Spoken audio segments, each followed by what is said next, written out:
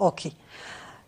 جايه نفتش على خطيبي، تغيب تقريبا هذه 30 عام. 30 عام ما بقاتش لي الاثار. من نهار جا خطبني هو وامه، ما عرفت شنو هما الاسباب اللي خلاو ان هاد الخطيب هذا اختفى.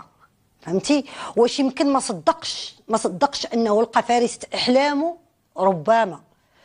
ما عرفتش. الناس كتقول باللي هرب لانه تخلع مني. ما كنظنش. يمكن تخلع من المسؤوليه ديال الزواج. تقدر يكون انه ايضا خاف لا يبدا يتضارب على قبلي.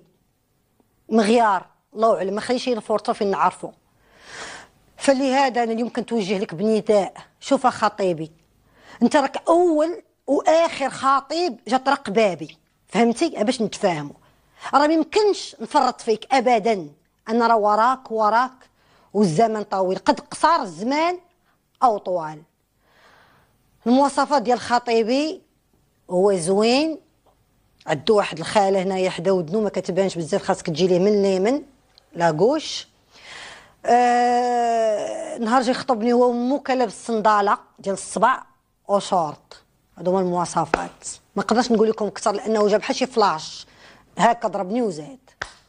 خلاني كنتسنى. ما كاين حتى شي خطيب جا موراه. صعيبه سيدي ولا في